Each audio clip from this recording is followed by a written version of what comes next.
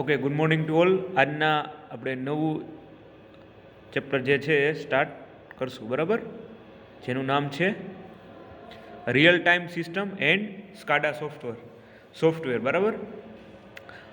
તો હવે રિયલ ટાઈમના જે ટાઈમ રિસ્પોન્સ માટેની જે વ્યાખ્યાઓ છે એ આપણે અત્યારે સ્ટડી કરશું. તો રિયલ ટાઈમ કંટ્રોલ સિસ્ટમમાં પ્રોસેસ મેજરમેન્ટ મેળવવામાં આવે છે, બરાબર. આ રિયલ ટાઈમ સિસ્ટમમાં શું કરવામાં આવતું હોય છે કે પ્રોસેસ મેજરમેન્ટ મેળવવામાં આવે અને કંટ્રોલ સિગ્નલનું આઉટપુટ આપવાની વચ્ચે કોઈ ટાઈમ ડિલે અથવા ડિલે ટાઈમ ન હોવો જોઈએ. આને આપણે રિયલ ટાઈમ કંટ્રોલ સિસ્ટમ કહી શકીએ, બરાબર.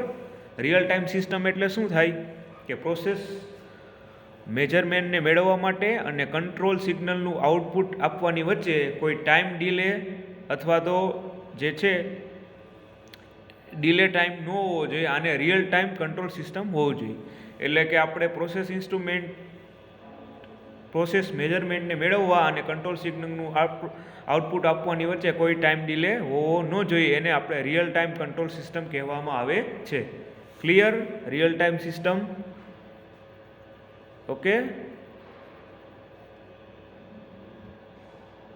કે પ્રોસેસ મેજરમેન્ટને મેળવવામાં અને કંટ્રોલ સિગ્નલનું આઉટપુટ આપવાની વચ્ચે કોઈ ટાઈમ ડિલે ન હોવો જોઈએ. આને આપણે રિયલ ટાઈમ કંટ્રોલ સિસ્ટમ કહી શકીએ. હવે કંટ્રોલ્ડ વેરિયેબલ કોને કહેવાય? કે જે બે વેરિયેબલને આપણે કંટ્રોલ કરવાનો હોય તેને કંટ્રોલ વેરિયેબલ કહેવામાં આવે છે. પછી મેનિપ્યુલેટેડ કોને કહેવાય? કે જે આપણે કંટ્રોલ વેરિયેબલને કંટ્રોલ કરવા માટે જે વેરિયેબલને કંટ્રોલ કરવો પડે એને મેનિપ્યુલેટેડ કહેવાય, બરાબર. કંટ્રોલ્ડ વેરિયેબલ એટલે શું? કે જે વેરિયેબલને આપણે કંટ્રોલ કરવાનો હોય એને કંટ્રોલ વેરિયેબલ કહેવાય. અને મેનિપ્યુલેટેડ એ કે જે આપણે કંટ્રોલ વેરિયેબલ હોય એને કંટ્રોલ કરવા માટે જે વેરિયેબલને કંટ્રોલ કરવાનો હોય એને મેનિપ્યુલેટેડ કરવામાં આવે, બરાબર. તો આ ત્રણેય વ્યાખ્યા ક્લિયર થઈ ગઈ બધાને. રિયલ ટાઈમ સિસ્ટમ કોને કહેવાય? કંટ્રોલ વેરિયેબલ અને મેનિપ્યુલેટ વેરિયેબલ, બરાબર. રિયલ ટાઈમ કંટ્રોલ સિસ્ટમમાં જે પ્રોસેસ મેજરમેન્ટને મેળવવામાં અને કંટ્રોલ સિગ્નલનું આઉટપુટ હોય એ આપવાની વચ્ચે કોઈ ટાઈમ ડિલે ન હોવો જોઈએ. એને આપણે રિયલ ટાઈમ સિસ્ટમ કહેવામાં આવે છે. અને જે વેરિયેબલને આપણે કંટ્રોલ કરવાનો હોય તેને કંટ્રોલ વેરિયેબલ કહેવામાં આવે. અને મેનિપ્યુલેટ વેરિયેબલ કોને કહેવાય? કે કંટ્રોલ વેરિયેબલને કંટ્રોલ કરવા જે વેરિયેબલને કંટ્રોલ કરવામાં આવે એને આપણે મેનિપ્યુલેટેડ વેરિયેબલ કહી શકીએ, બરાબર. હવે નેક્સ્ટ ટોપિક જોશું. Real time control for continuous process with suitable exam અને બાર ગ્રાફ. જે રિયલ ટાઈમ કંટ્રોલ છે, બરાબર, તો એને આપણે કન્ટિન્યુઅસ પ્રોસેસ એક ઉદાહરણ દ્વારા અને બાર ગ્રાફ દ્વારા સમજીશું, બરાબર. તો અહીંયા એક આરટીયુ આપેલું છે, એક આરટીયુ અહીંયા આપેલું છે, અહીંયા પાઇપલાઇન આપેલી છે, અહીંયા માસ્ટર ટર્મિનલ યુનિટ આપેલું છે અને અહીંયા એક ત્રીજું રિમોટ ટર્મિનલ યુનિટ આપેલું છે. ક્લિયર? એક પાઇપલાઇન આપેલી છે, એના ઉપર આપણે રિમોટ ટર્મિનલ 1 આપેલું છે, રિમોટ ટર્મિનલ 2 આપેલું છે, એની નીચે રિમોટ ટર્મિનલ 3 આપેલું છે અને માસ્ટર ટર્મિનલ યુનિટ આપેલું છે. રેડી? આકૃતિ વ્યવસ્થિત જોઈ લ્યો એક વખત, બરાબર. જીટીયુની એક્ઝામમાં પૂછાઈ શકે કે સમજાવો real time control for continuous process with suitable example અને બાર ગ્રાફ. તો તમારે પહેલાં આવી રીતના આકૃતિ ડ્રો કરી નાખવાની. એક પાઇપલાઇન, બરાબર, અને એના ઉપર બે રિમોટ ટર્મિનલ યુનિટ રાખી દેવાના અને એની વચ્ચે આપણે માસ્ટર ટર્મિનલ યુનિટ રાખવાનું રહેશે. એકદમ સિમ્પલ આકૃતિ છે, જોઈ લ્યો. રેડી?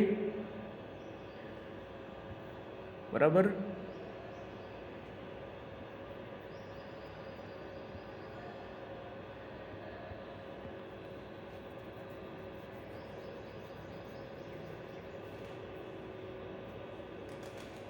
ચાલો નેક્સ્ટ જોઈએ. એમાં આ એનો બાર ગ્રાફ છે, બરાબર.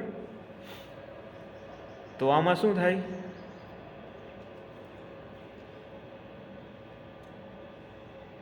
અહીંયા જે છે બધા રિમોટ ટર્મિનલ યુનિટ આપેલા છે, બરાબર. મેસેજ ફ્રોમ MTU એટલે માસ્ટર ટર્મિનલ યુનિટથી આમાં મેસેજ મળે, બરાબર. અહીંયા RTU1, અહીંયા RTU2 અને RTU3 એના આ બાર ગ્રાફ આપેલા છે. અહીંયા ટાઈમ આપેલો છે અને રેડી, એકદમ સિમ્પલ છે. આ થઈ ગયા એના બાર ગ્રાફ.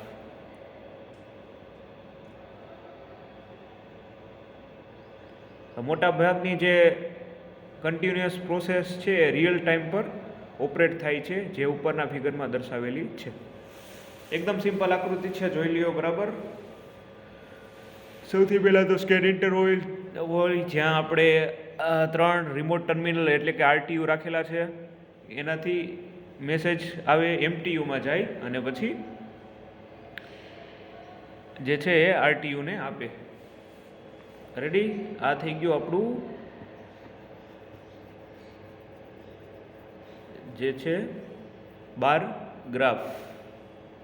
રેડી, ચાલો એના વિશે સ્ટેપ બાય સ્ટેપ સમજતા જઈએ.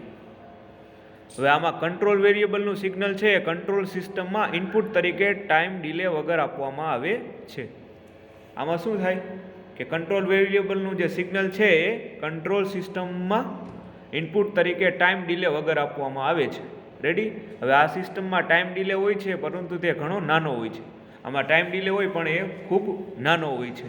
હવે આપણે ફિગરમાં આકૃતિમાં જોયું એમ આમાં એક એમટીયુ એ જે છે 3 આરટીયુ પાસે પ્રી ડિફાઇન્ડ ફ્લો એટલે કે આરટીયુ 1, 2, 3માં ઇન્ફોર્મેશન માગે છે. બરાબર, જે એમટીયુ છે એ 3 આરટીયુ પાસે ઇન્ફોર્મેશન માંગતું હોય છે. હવે આ આખી સાયકલ ચાલે છે આ રીતે. બરાબર, મેસેજ એના પાસે ઇન્ફોર્મેશન માંગતું હોય એમટીયુ છે જે આરટીયુ પાસે.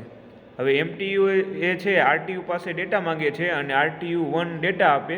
ત્યારબાદ એમટીયુ પાછું એક સાયકલ બાદ આરટીયુ પાસે ડેટા માંગે છે. આ વચ્ચે જે ટાઈમ લાગે તેને સ્કેન ઇન્ટરવલ કહેવામાં આવે છે. રેડી, ખબર પડી ગઈ શું થાય કે એમટીયુ છે આરટીયુ 1 પાસે ડેટા માંગે છે અને આરટીયુ 1 છે ડેટા આપે છે. હવે ત્યારબાદ પાછું જે છે એમટીયુ છે એ એક સાયકલ પૂર્ણ કરી અને પાછું આરટીયુ 1 પાસે ડેટા માંગે છે. હવે આ વચ્ચે જે ટાઈમ લાગતો હોય એને આપણે સ્કેન ઇન્ટરવલ કહેવામાં આવે કહીશું. આગળ આપણે જોયું હતું એમ. હવે જો આરટીયુ સ્કેનિંગ ટાઈમ ધીમો હોય તો સ્કેન ઇન્ટરવલ ટાઈમ ડિલે વધે છે. રેડી, ખ્યાલ પડી ગયો. જો આરટીયુનું સ્કેનિંગ ટાઈમ ધીમો હોય તો સ્કેન ઇન્ટરવલ જે છે એ વધે છે. રેડી, ક્લિયર, ઇન્ફોર્મેશન પાસ કરે છે. બરાબર, આરામથી આવડી જાય એવું છે. રેડી, શું કરે કે કંટ્રોલ વેરિયેબલનું સિગ્નલ કંટ્રોલ સિસ્ટમમાં ઇનપુટ તરીકે ટાઈમ ડિલે વગર આપવામાં આવે છે. હવે આ સિસ્ટમમાં ટાઈમ ડિલે હોય છે પરંતુ તે ઘણો નાનો હોય છે.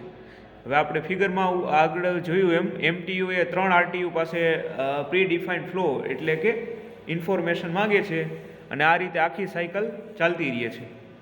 પછી એમટીયુ એ આરટીયુ 1 પાસે ડેટા માંગે છે અને આરટીયુ 1 એ ડેટા આપે છે. ત્યારબાદ પાછું એક સાયકલ બાદ આરટીયુ ફરી પાછો ડેટા માંગે અને આ જે વચ્ચે ટાઈમ લાગે એને આપણે સ્કેન ઇન્ટરવલ કહેવામાં આવે છે. હવે આરટીયુનું સ્કેનિંગ ટાઈમ છે ધીમો હોય તો સ્કેન ઇન્ટરવલ ટાઈમ ડિલે વધે છે. બરાબર, અહીંયા જે સ્કેન ઇન્ટરવલ આપેલું છે એકદમ સિમ્પલ છે. બરાબર, real time control for continuous process with suitable example અને બાર ગ્રાફ. 3 અથવા 4 માર્ક્સમાં જીટીયુની ફાઇનલ એક્ઝામમાં પૂછાય તો તમે આરામથી લખી શકો.